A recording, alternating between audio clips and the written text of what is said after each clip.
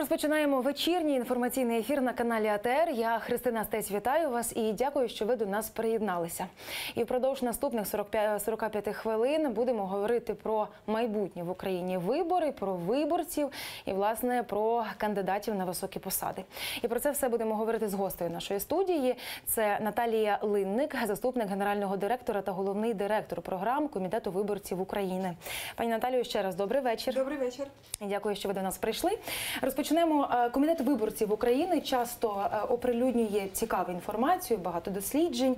І, власне, з приводу однієї з останніх інформацій, це про те, що у Комітеті виборців України повідомили, що в Україні вже припинився так званий партійний бум. Я додам трішки цифр, що в 2017 році в Україні зареєстровано всього 3 політичні партії. Власне, про це повідомляє Комітет виборців України. Зокрема, з'явилися такі, як Союз міста і села, Велика країна та національний прагматизм. І ще одна партія, про яку, власне, ми дізналися нещодавно, буквально місяць тому, як «Слуга народу». У Комітеті виборців України кажуть про те, що насправді вона зареєстрована ще в 2016 році і перейменована з іншої політичної сили. Отож, якщо в 2017 році зареєстровано 3 нових політичних партії, то для того, аби ми всі зорієнтувалися, в 2016 році їх було зареєстровано 43, в 2015 – 79, а в 2014 році – 37. І ще одна цікава, вражаюча цифра про те, що в Україні всього діє 354 політичні партії, і це один з найвищих показників у Європі. Якщо розпочати з останньої цифри, 354 політичні партії – один з найвищих показників Європи. Це показник якісний, тобто кількість, вона свідчить про якість. І на що впливає така велика кількість зареєстрованих, не обов'язково діючих політичних партій? Ну, ви вірно підкреслили, що партії зареєстровані, а не є діючими, оскільки діючих партій в Україні реально десь 40 партій, які реально приймають участь у виборах. Але не всі з них, звичайно, що перемагають на цих виборах. Більшість з них, навіть з тих, які приймають участь, вони є технічними партіями. Для чого вводяться безпосередньо технічні партії? Для того, щоб у відповідності до виборчого законодавства можна було завести якомога більшу кількість членів виборчих комісій від необхідної політичної сили, які будуть грати, скажімо так, на необхідну політичну силу. Тому і відбуваються такі торги партіями безпосередньо під час вже обирання членів комісії, під час їх формування, і таким чином використовуються ці технічні партії.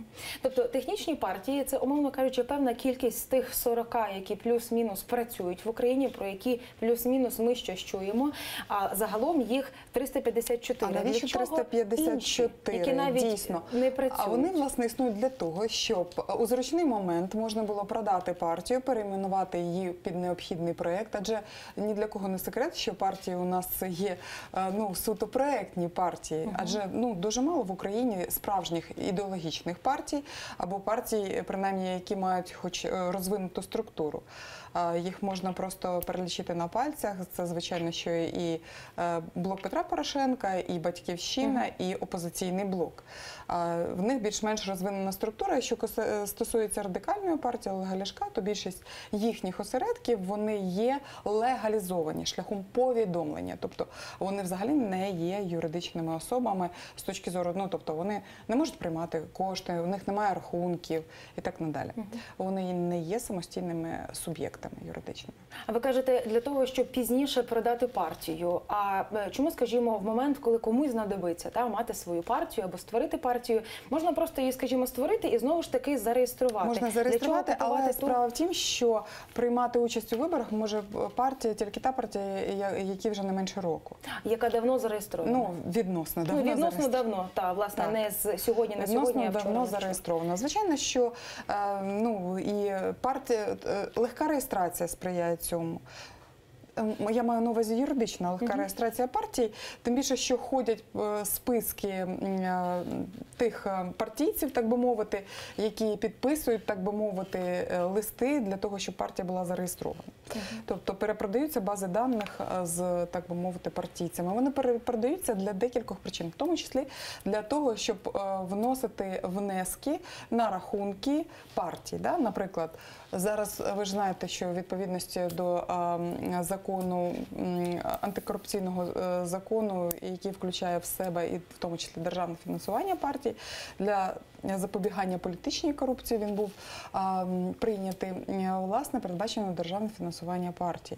І ті партії, які пройшли до парламенту, мають таке фінансування. Іншим, тут ми зараз поговоримо, як вони його використовують і як розподіляють свої кошти. Так, але вони ж в тому числі власне, отримують кошти від громадян і отримують ще додаткові внески, наприклад.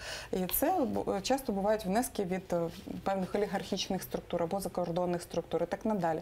І для того, щоб їх завести на рахунок партії, вони просто використовують, знову ж таки, бази даних своїх партійців. Оскільки в нас відсутній реєстр партій в Україні, ми не знаємо точно, хто з громадян є членом якої партії, відповідно, ці списки мігрують. І це такий собі також бізнес. І вони запроваджуються не тільки для того, щоб зареєструвати партію, а також, щоб, наприклад, внести додаткові кошти на рахунок партії. А якщо говорити, власне, про досвід, ну, можливо, європейський, можливо, вам, скажімо, це відомо, з приводу такої величезної кількості партій зареєстрованих, які, насправді, існують для того, аби пізніше охочий в потрібний час зміг купити цю партію, оскільки вона, скажімо, вже плюс-мінус більше року зареєстрована, і пізніше навіть без партійної ідеології, просто, скажімо, з якоюсь назвою, намагатися брати участь у виборах. Така практика, вона і, скажімо, в інших розвинених європейських країнах теж присутня? Чи це такий феномен український? Ну, я хочу сказати, що у нас одні з найкращих політтехнологів взагалі. Вони користуються також попитом і в Європі в тому числі. Так? Тобто, оскільки в нас все ж таки, як би ми не говорили, що у нас транзит демократії, ми на шляху до демократії, насправді в Україні відбуваються постійно реальні вибори. Це не вибори в Росії, які точно в лапках, так? Це реальна конкурентна боротьба.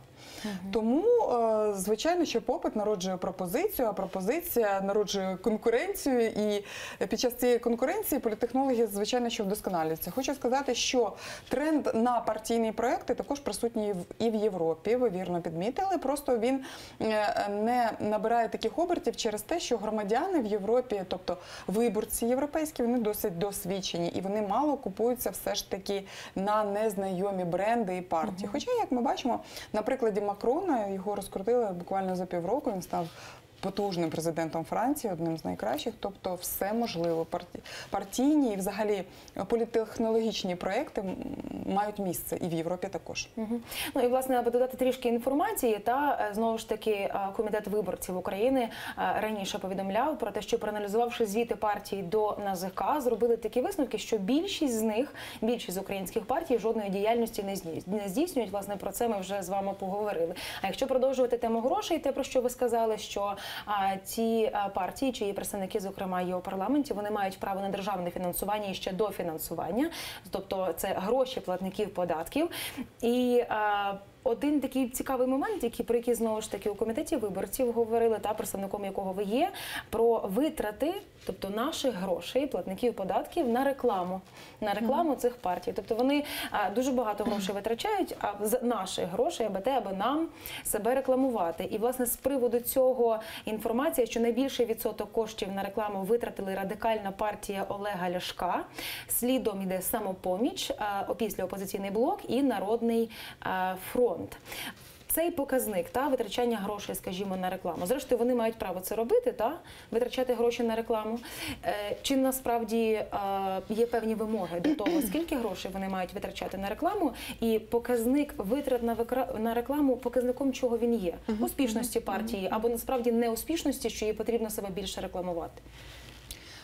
Дуже багато комплексних питань в одному запитанні тут у вас прозвучало. Справа в тім, що дійсно, з одного боку, вони витрачають гроші громадян, знову ж таки, я перепрошую, ми присутні зараз на каналі, але переважна більшість каналів, особливо топових каналів, вони належать олігархам, і це не секрет. І чомусь з державного бюджету, знову ж таки, громадяни мають фінансувати олігархічні канали.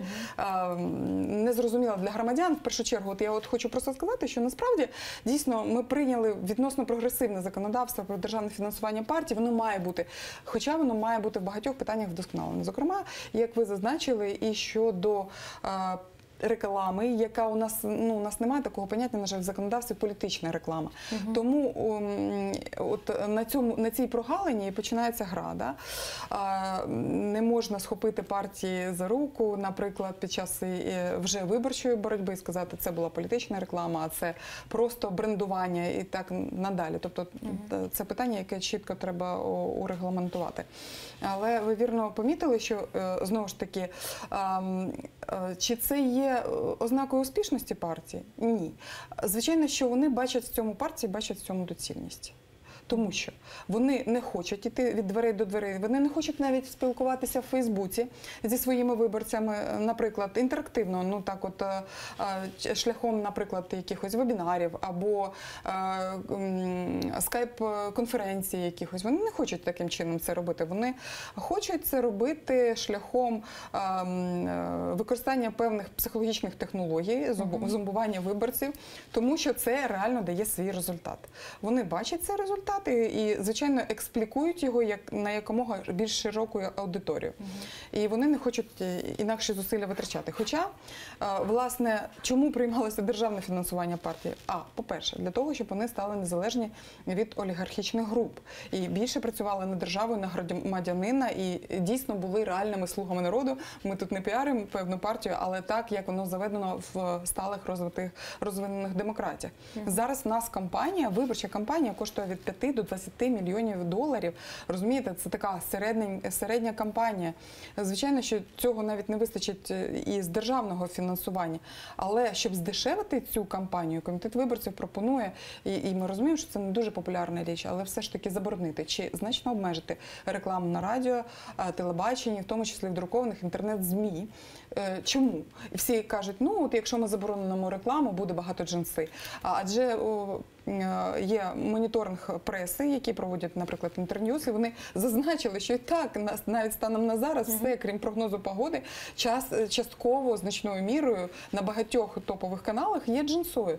Тому, як з нашої точки зору, заборона політичної реклами є слушною нагодою і більше агітувати партії, партійців виходити хоча б на ток-шоу, хоча б на дебати і вже у відкритій боротьбі, так би мовити, показувати, хто на що спроможен, відповідати на запитання, наприклад, глядачів, так? Або на запитання інтернет-аудиторії, для того, щоб налагоджувати безпосередньо, для того, щоб чути своїх виборців, для того, щоб не відриватися від землі, для того, щоб розуміти їх проблеми. Адже ви прийшли, ну, ніби їх захищати, так? Їх інтереси, їх права, представляти їх в парламенті. Власне, на це був спрямований цей законопроект. Закон, точніше, який увійшов в силу про державне фінансування партії. Ми наполягаємо на тому, щоб він був удосконалений і щоб було чітко регламентовано для того, щоб центральні органи партії розвивали також місцеві структури.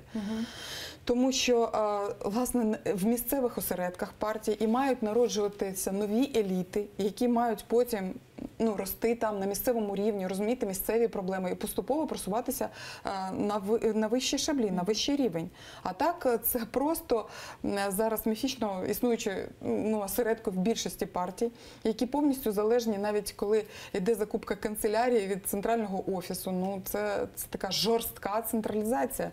Власне, за рахунок цих осередків, там, напевно, люди дізнаються про партії, складають своє враження про ці партії, а пізніше, відповідно, і голосують за ці партії. Я хотіла би уточнити, власне, цей закон він був спрямований на те, аби партії стали менш залежні від олігархів.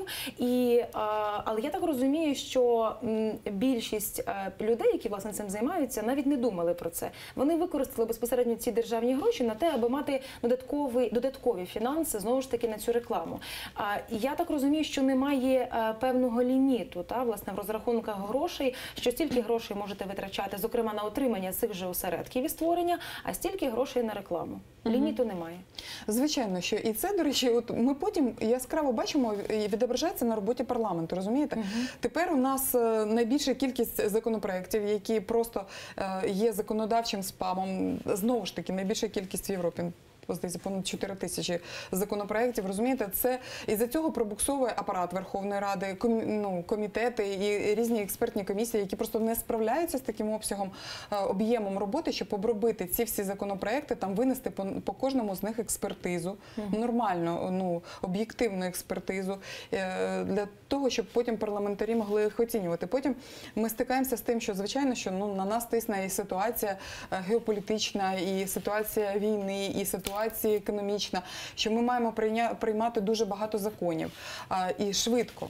Тобто, так би мовити, гарячих законів, але з одного боку, а з іншого боку, депутати не встигають ознайомлюватися з ними. І якщо ще і оці експертні органи не будуть встигати ознайомлюватися з ними, то, звичайно, що потім ми будемо бачити такі грубі помилки в законах, які, знову ж таки, треба виправляти, і цей процес, він безкінечний, по суті. Ми розуміємо, що парламент і покликаний для того, щоб приймати закони, але за цими законами мають встигати і суспільство, усвідомлювати їх, усвідомлювати ці зміни. Воно має бути з ними ознайомлене, підготовлене до цих реформ, розумієте? Для того, щоб не було такого спротиву реформам і так надалі. А як би ви прогнозували, якщо, скажімо, вже забігати зовсім наперед, але завершуючи цю тему, як би ви прогнозували ці пропозиції Комітету виборців України і безпосередньо з приводу вдосконалення закону про державне фінансування політичних партій, вони мають шанси на те, аби бути враховані до виборів, скажімо, 2019 року? Чи в цьому сенсі насправді вже, зокрема, парламент цього скликання, за вашими відчуттями і оцінками, не зацікавлений, аби рухатися? Справа в тім, що не те, що вони не зацікавлені, в них стільки законопроєктів на порядку денному, гарячих стоїть, що, звичайно, що до цих прийнятих законопроєктів швидше за все повернеться тільки новий парламент, тому що, за нашими очікуваннями, вони не встигнуть. Їм би вчасно прийняти те, що вони мають прийняти, наприклад, земельну реформу і так надалі. Тобто дуже багато реформ, які запущені і потребують досконалення. Та саме, урядом запущені, наприклад, та сама пенсійна, медична, освітня реформа. Вони також потребують досконалення певного законодавчого, і тому, звичайно, що вони будуть першочерговими. Економічні і соціальні реформи. Тобто, якщо вже говорити про... це ж політичні реформи все-таки, вони трошки будуть відкладені. Політичні, так. І, власне, те, про що ви зараз говорите, може бути аргументом, зокрема, мовно кажучи, коаліції та парламентської, про те, аби, скажімо, чому не голосувати виборчу реформу виборчого законодавства і багатостраждальну, славнозвісну недоторканність, зняття її, про які говорять. Знову ж таки, є багато важливих реформ, які треба проголосувати, тому з цим можемо почекати. Ваші прогнози. Реформа виборчого законодавства. Станом на зараз вже є 4300 поправок до Виборчого кодексу, який був прийнятий в першому читанні, в тому числі нашим, автором якого є наш колишній співавтором голова Олександр Черненко. Так? Але, знову ж таки, тобто їх всіх треба проаналізувати. Так? І, звичайно, що це потребує часу. І, як ви кажете, а наразі вже в порядку денному стоять і інші законодавчі ініціативи. Звичайно, що оскільки це тим більше питання дуже дискусійне, і воно викликає великий спротив політичних еліт і велику неузгодженість в них, тобто це рішення було практично прийнято неочікуване для всіх і майже випадково. Одна група думала, що одні не проголосують, інші думали, що ті не проголосують, а врешті-решт проголосували всі. І треба щось з цим робити. Стало неочікуваним, так, треба щось з цим робити. І от я не хочу виправдати цей кодекс. Він насправді був застарілий, тому що він багатостраждальний. Виборчий кодекс вже намагаються прийняти в Україні з 2000 року. І він постійно вдосконалювався, відкладався як такий, який неможливо прийняти. Да? І, тобто, оскільки дійсно і реалії змінюються певні в Україні і так надалі. Той виборчий кодекс, який був написаний у 2010 році, він зараз не дуже є актуальним, тобто треба внести реальні зміни туди. Тобто це не натягнуті 4300 поправок. Ну, можливо, якийсь відсоток з них і є таким, що там спеціально спровокований, але да, дійсно, він недосконалий. Він потребував недосконалий, не другого актуальний, читання. але так виглядає, якщо, скажімо, вже плюс-мінус 18 років кожне парламентське скликання 100%. намагається його змінити і не виходить. Що насправді він є зручний. Ну ні, це перший раз подали кодекс. Тому що у нас закони про вибори, причому ну, в чому їх проблема? В тому, що вони не синхронізовані. Розумієте, тобто процедури про місцеві вибори одні виписані, там як рахувати умовно голоси, наприклад, процедури про президентські інші, процедури про парламентські треті. Да? І от членам комісії, які також не є професійними, до речі, у нас, хоча той виборчий кодекс передбачає їхню професійну підготовку, сертифікацію, відповідно, вони не встигають за цими змінами законодавства, які відбуваються перед кожними виборами. Ну, зрозуміло, що є певна похибка, яка витикає чисто з людського фактору, яка відбувається на виборах, да? Ну, вона є не такою вже надкритичною. Звичайно, ще це не фальсифікації, які там в Росії, Казахстані чи в якихось ще авторитарних країнах, але ну, вона має місце навіть через те, що скільки не навчає, звичайно, міжнародна спільнота, за гроші міжнародної спільноти навчає у нас українські експерти, українські тренери, але все одно охопити всіх членів дільничих виборчих комісій неможливо цим навчанням. Більше того, там вже відбувається в останні дні, починає відбуватися ротація, розумієте, або члени виборчих комісій, там їм доплачують гроші ті партії, які обіцяли їм доплатити, знову ж таки, ми кажемо про чорний кеш, розумієте? Або, наприклад, просто там, ну, хворіють, або там не влаштовують вже ті партії, починається знову ротація. І знову ж таки, коли доходить до дня виборів, 50% членів комісії – це ті, які не проходили навчання. Тобто не знають виборчого законодавства. Тобто ними можна маніпулювати. Я почула, і зараз продовжимо тему виборів, зокрема про майбутні вибори. Якщо, скажімо так, собі не фантазувати, то маємо таке опитування. Що було б, якби, скажімо, це опитування, яке провели з 15 по 19 грудня 2017 року. І, власне, тоді питали у респондентів, що було б, якби вибори відбулися вже, скажімо, за тиждень. Цікаві результати. Фонд демократичні ініціативи імені Ілька Кучерєва оприлюднив, власне, результати цього опитування, які провели спільно з центром Разумкова. І далі детальніше про ці результати. Згідно з дослідженням, якби парламентські вибори відбулися наступної неділі, мова йде про грудень, то в Раду пройшли б 7 партій. Це ВО «Батьківщина», Блок Петра Порошенка, Партія «За життя», Громадянська позиція Анатолія Гриценка, Партія об'єднання «Самопоміч», Опозиційний блок і Радикальна партія Олега Ляшка. Власне, з приводу ВО «Свобода» вона не подолала б 5% бар'єру для проходження в парламент. І ще один цікавий момент, що партія «Слуга народу», знову ж таки, яка фігурувала в цьому опитуванні Володимира Зеленського, менш ніж за місяць свого існування завоювала 4% голосів виборців. З приводу президентських рейтингів, то згідно з цього соцопитування лідирує пані Тимошенко. Маємо багато інформації і, власне, по частинках я б хотіла її проаналізувати. Перше, якщо говорити про, скажімо, не знаю, феномен, не феномен, сенсацію цього опитування, партія «Слуга народу» Володимира Зеленського. Тобто опитували людей, які є потенційними виборцями, які ходять, голосують і так далі, а не людей, які не цікавляться політикою. 4%, ще 1% і вже достатньо, аби, скажімо, пройти до парламенту, потенційних виборців говорять про те, що вони проголосували за партію «Слуга народу» Володимира Зеленського. Про що це свідчить? Що це означає? Як ви для себе це розумієте? Ну, звичайно, що, знову ж, це означає, що у нас, по-перше, це означає дискредитацію чинних політиків, які, виходить, стають на один рівень, з шоуменом, будемо казати відверто. Ми можемо, як завгодно, не характеризувати пана Володимира Зеленського як особистість, його стосунки з російським бізнесом чи з українським олігархом, так надалі, але просто от навіть те, що у нас шоумен шоумен, який був головним героєм фільму «Слуга народу», і, власне, який був створений, очевидно, заздалегідь як проект і розкручений завдяки цьому, він стає в один рівень з тими політиками, які є зараз на політичній арені. Тим більше, от, наприклад, в цьому виборчому кодексі передбачено 4% прохідний бар'єр, тому, наприклад, «Слуга народу» мав би шанси пройти. Так? І є така інформація, що, очевидно, Володимир Зеленський буде і балотуватися навіть на виборах президента. Чому? Тому для того, щоб у нас в Україні розкручувати, наприклад, партію перед парламентськими виборами, а ми ж знаємо, що в 2019 році спочатку навесні будуть вибори президента, а потім будуть вибори в парламент. То розганятися будуть всі відомі особистості, в тому числі Зеленський, там, Рабінович і так надалі, вони будуть розганятися на президентській гонці і на президентських перегонах, і відповідно тоді вони будуть мати більший прохідний відсоток в парламенті.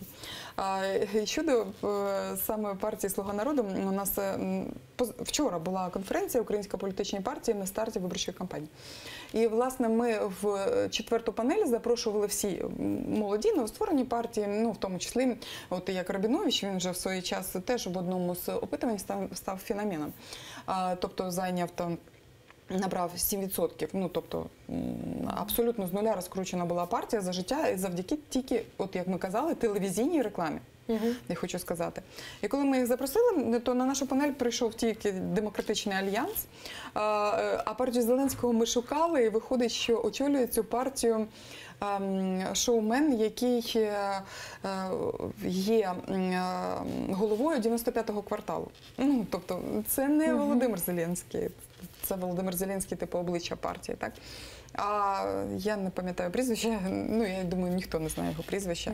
Ось цього шоумена, звичайно, що ніяких контактів, ніяких офісів в них немає і так надалі. Тобто це чисто політехнологічний проєкт.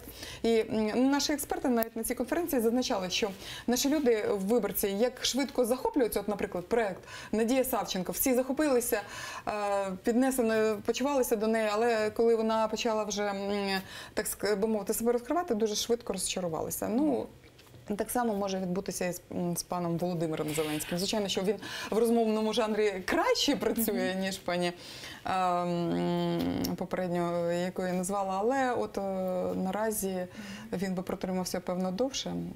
А знаєте, от з точки зору виборчої культури та електоральної зрілості, навіть якщо про це говорити, політичної культури виборців, от, власне, йдеться про те, що якщо говорити про Рабіновича, який, як ви кажете, свого часу теж став феноменом, в тому сенсі, що ніхто не очікував такого високого показника у 7%, це політик, це людина, яка, скажімо, позиціонує себе як політик. Якщо говорити про Надію Савченко, то це військова, теж, знову ж таки, десь дотична до політики і так далі. Тобто, це, умовно кажучи, політики. І не завжди можна спрогнозувати, які, скажімо, матимуть вони рейтинги і що на це вплине і так далі. Якщо говорити про «Слуга народу» Зеленського, то це одним словом, тобто партія називається так, як називався відомий серіал. І якщо говорити, то партія називається як, і відповідно багато хто з людей, напевно, асоціюють собі людину, яка, скажімо, очолює цю партію, чи загалом цю партію. Я думаю, що образ, який цього персонажа. Пам'ятаєте, колись була ситуація, я не знаю, принаймні в моєму оточенні, ми дивувалися і сміялися з Дарта Вейдера, який колись збирався, скажімо, там балотуватися. Теж герой фільму. В контексті політичної культури, зрілості, оцих 4%, яких «Слуга народу» міг би набрати на виборах, якби вони відбулися плюс-мінус на початку січня, про що це може свідчити? Якщо не говорити, скажімо, там про довіру до політиків і так далі, бо завтра можна створити будь-якого іграшкового персонажа, чи будь-якого ще відомого персонажа, якогось героя фільму. Але ця людина не займається політикою, і, власне, ця політична ідеологія, якої ми завжди вимагаємо в партії, абсолютно там не існує. Тоді за що голосує виборець? Дуже велике комплексне питання, і багато в мене було по ходу відповіді на ваше запитання. Хотіла сказати, що дійсно, ну давайте почнемо з виборців, так трошки подрабі. Наприклад, в сталих демократіях в Європі, особливо в скандинавських країнах, там ну дуже виховані виборці. Вони знають, хто за що відповідає коаліція, за що відповідає опозиція, за що відповідає прем'єр, за що відповідає президент. Вони чітко їх розграничувати, їх функції. Тобто вони знають, як мінімум, свою конституцію. Я вже не кажу про виборче законодавство. І, наприклад, коли проходять політики опозиційні і починають клейміть позором, наприклад, чинних політиків з коаліції, вони кажуть, я перепрошую, кажуть, це ваша спільна відповідальність. Ви були в цьому уряді, у вас там були свої кандидатури в цьому уряді. Як ви можете тепер говорити про них погано? І вони найчастіше віддають або правлячій коаліції, продовжують сталість свої голоси для того, щоб вони, наприклад, довели до кінця свої реформи, або надають новим силам, знову ж таки, свої голоси. А, звичайно, що наш виборець, він захоплюється, як ви вірно помітили, характерними для України є партії лідерського типу. Ви бачили, от ви перечитали перелік, все це іменні партії, ну, переважної більшості, які чітко асоціюються, тобто, з певними лідерами. В нас звикли покладати на якогось батьку або матушку, да? Ну, тобто, яка там врятує Україну або світ і так надалі. Цей образ дуже зручний, і він експлуатується нещадно. Я знову ж таки повторюю, що коли політики ми запросили на свої панелі, вони... Ті політики, які в телевізорі, вони не захотіли приходити, хоча у нас був великий захід, прийшло 160 чоловік, 160 чоловік цільової аудиторії. Тобто це були аспіранти, це були експерти, це були громадські діячі, які задавали гострі, цікаві, вірні питання. Тобто вони не є новичками в політиці і задавали такі цікаві запитання. Але вони уникають такої аудиторії, тому що вона не цікава. Так, прийшло 5 каналів, але, значить, цього мало їм, як медійної платформи. Вони ж там не можуть вести саме той монолог, який їм зручний. Тому, дійсно, у нас дуже мало, якщо ви помітили, мало молодих політиків, навіть в цьому переліку. Тобто всі політики, ну точно за 45, так? Ну, крім Зеленського, які там 40. Тобто, відповідно, молодих політиків, ну, просто не пускають в політику, тому що рекламні кампанії політичні дуже дорогі. Безмежно дорогі. Тобто, якщо б все ж таки молодь, якщо б знизили кошти на рекламу, тобто, які можна витрачати, або знизили рівень реклами політичної, тоді б молоді лідери могли б за рахунок своєї енергії все ж таки якось проходити до парламенту. Тоді б запрацювали соціальні ліфти, розумієте? І тоді б, можливо, запрацювали якісь нові механізми. А так ми бачимо все ті самі старі персоналії і хочемо від них нової поведінки. Ну, так дуже рідко буває. Ну, погодьтеся. Тобто людина рідко змінюється після 40 років як особистість, як ідентичність і, звичайно, що змінює відповідно свої моделі поведінки. Ну, знову ж таки, до когось прислухається. В нас ще там було... Так, власне, і з цього приводу, напевно, ми вже завершимо, бо маємо, я так розумію, ще буквально 5 хвилин. Я би хотіла поговорити, тобто ми вже поговорили про перспективу зміни виборчого законодавства, та ми вже поговорили про тих, хто претендує потрапити в парламент, але тепер дуже важливо поговорити, власне, про людей, від кого, напевно, залежить чесність цих виборів та прозорість цих виборів. І ми говоримо про Центральну виборчу комісію, яка вже, ну, якщо я не помиляюся, з 16-го року, та вона потребує оновлення, чи навіть з 15-го року. Та і до багатьох членів цієї Центральної виборчої комісії є дуже багато запитань. І давним-давно це треба було зробити. І зараз, зрештою, є сподівання на те, що наступного тижня це буде пленарний тиждень у парламенті, і депутати візьмуться за цей список, який вже подав президент Петро Порошенко до парламенту. Поки що з 14 кандидатів, має бути всього їх 15, на оновлення Центральної виборчої комісії. Зараз ти уточню. Насправді, 13 членів виборчої комісії Центральної вже закінчили якби термін своїх повноважень. Це не значить, що вони не є нелегітимними. Вони є легітимними, доки парламент їх не зніме і не призначить на їх місце інші кандидатури. Ну, не на їх місце, а просто не призначить інші кандидатури. Тобто, якщо подано 14 кандидатур, що це може означати? Це може означати, що все ж таки з по-перше, це точно означає, що йдуть торги. Ну і там ще А по-друге, Батьківщина свою кандидатуру, наче. звичайно, і Опоблок має, да. А по-друге, це означає те, що, очевидно, голосування буде поіменне. Це добре, тому що регламент Верховної Ради саме так і передбачає закон про регламент, саме поіменне голосування за кандидатури. Але це також може означати, що консенсусно можуть прийняти, проголосувати по 226 голосів, віддати там 7-8 кандидатурам. Можуть не всім 13 віддати, розумієте?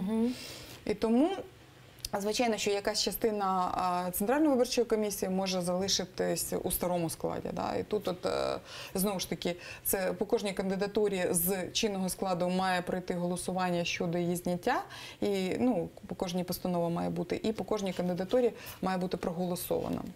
Тому це дійсно залишається питання. Ну і власне про загрозу, можливо, не загрозу, для когось це не загроза, але про можливість неповного оновлення Центральної виборчої комісії безпосередньо і говорили представники Комітету виборців України.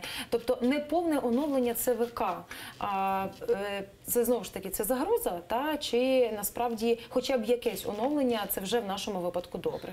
Дивіться, насправді вибори і президента, і парламента, хоча б при цьому старому складі ЦВК були одні з найчесніших за всі існуючі роки в Україні. Чи так склалася така революційна і військова ситуація, чи настільки дійсно однозначний був конкурент щодо президентських виборів. Відповідно, тому, очевидно, і спрацювала Центральна виборча комісія відносно чесно. Я просто хочу додати, що, наприклад, на сході України зараз судді кажуть, що особливо Краматорськ, так надалі, дуже чесно судять і дуже бояться бути непрозорими. Навпаки, йдуть на зустріч до громадськості. Чому це відбувається? Тому що під загрозою, розумієте, реальної фізичної загрози, люди мобілізуються і стають чесними, тому що вони розуміють, що якщо вони будуть нечесними, то вони можуть поплатитися за свою нечесність життям. Тому ті вибори були добрі, але були потім вибори вже в мажоритарних округах, до виборів, як ви пам'ятаєте, були дуже брудні вибори. Всі про це казали, і в Чернігові округ, і там в Кіровограді, в Кривому Рогу теж були питання. Тобто були питання по локальним виборам мажоритарним. Знову ж таки, ми повертаємося тут до Виборчого кодексу, що треба просто прибирати мажоритарну складову, бо вона надзвичайно корупційна. Але не приймати прихованої мажоритарки, як прийняли на місцевих виборах, минулих місцевих виборах. Там, де голосується реально за одного кандидата, і якщо ти за нього голосуєш, то автоматично проходить той, хто очолює список від партії. Тому все воно переплетено. Не можна про все казати однозначно, і що там однозначно добре чи погано. Я не думаю, що будуть масштабні фальсифікації, насправді, тому що, розумієте, Центральна виборча комісія приймає рішення, але, всю технічну роботу робить секретаріат Центральної виборчої комісії. І, за нашими даними, робить поки що непогано. Так. А ви, власне, я так підозрюю, що, напевно, проаналізували список тих кандидатів, які подані президентом. Власне, йшлося про те, що багато там є особистих юристів, багато є довірених осіб від певних політичних партій. Так. Цей список, який ви проаналізували, які думки у вас викликав і наскільки, бо багато хто говорить про те, що це якісний список, і там в цьому списку майже усі це є якісні люди, якісні професіонали з хорошою освітою і з хорошим досвідом. Звичайно, це є якісні люди, якісні професіонали з відповідною освітою, практично всі юристи. Дехто з них, принаймні, я тільки двох знаю, які мають досвід саме в виборчій сфері. А так, досвід дійсно великий і так надалі. Що переважно, яка перевага там 9 жінок. 10 жінок. Дуже багато. Дуже багато, так. Да. З 9 жінок, відповідно, і 5 чоловіків. Це дуже гарна гендерна квота, тим більше, принаймні, є інтерв'ю з Севастьяновою, бачила колишньої пані Севастьянової, про те, що її розглядають на голову виборчої комісії. І з точки зору, я думаю, і донорського середовища, тобто міжнародної спільноти, це буде така ну, цікава, потужна голова, і гарний в неї буде представницький. Якщо вона буде, хоча вона каже, не будемо забігати наперед, поки що не обрали сам склад, а потім ЦВК вже обирає голову. Ну, не даремно з'являється це прізвище. Не даремно. Думаю, що розглядається. Звичайно, просто серед тих кандидатів, які там зараз є, я не бачу ще якоїсь потужної альтернативи їй. Хоча є, звичайно, що представник від «Самопомочі» – це Євген Радченко, він був співзасновником комітету виборців і заступником колись. Він, звичайно, що він серед них має найбільший досвід. Спасибі вам, пані Наталію, за таку ґрунтовну розмову, але вже кажуть мені режисери про те, що мусимо з вами прощатися і завершувати розмову. Глядачам я нагадаю, що гостею нашої студії була Наталія Линник, заступник генерального директора та головний директор програм Комітету виборців України. Я дякую, що ви теж були разом з нами під час цієї розмови і залишайтеся й надалі з АТР.